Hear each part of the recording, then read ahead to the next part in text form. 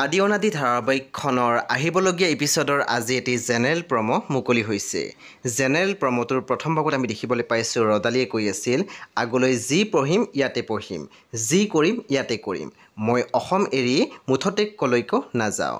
তাৰপিছত আমি প্ৰমোত দেখিবলৈ পাইছোঁ দেৱিকাক কৈ আছিল, আপুনি মাথো মোক ভুল নুবুজিব।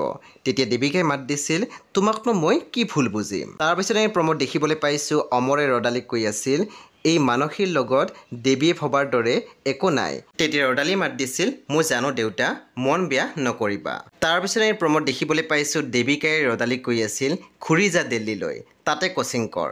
তেতিয়া ৰদালি মাত দিছিল, মই জানো, মোক তুমি অসমত কিয় থাকিব নিদিয়া, দেউতাক লগ কৰি থাকিম বুলি ভয় ন তোমাৰ। সেই বন্ধু বান্ধৱীসকল, এয়া আছিলে আহিবলগীয়া এপিছডৰ এটি জেনেৰেল প্ৰমোহে। আদি অনাদি ধাৰাবাহিকখন আপোনালোকে চাবলৈ পাব প্ৰতি সোমবাৰৰ পৰা শনিবাৰলৈকে নিশা 9 বজাত কেৱল মাথো ৰং টিভিত। সেই বন্ধু বান্ধৱীসকল, পৰৱৰ্তী আপডেটৰ বাবে আপোনালোকে মোৰ চেনেলটো ছাবস্ক্ৰাইব কৰি কাষত থকা বেল আইকন টিপি দিবলৈ একেবাৰে নাপাহৰিব। আৰু প্লিজ আপোনালোকে মোৰ ভিডিঅ' এটা লাইক কৰি দিব।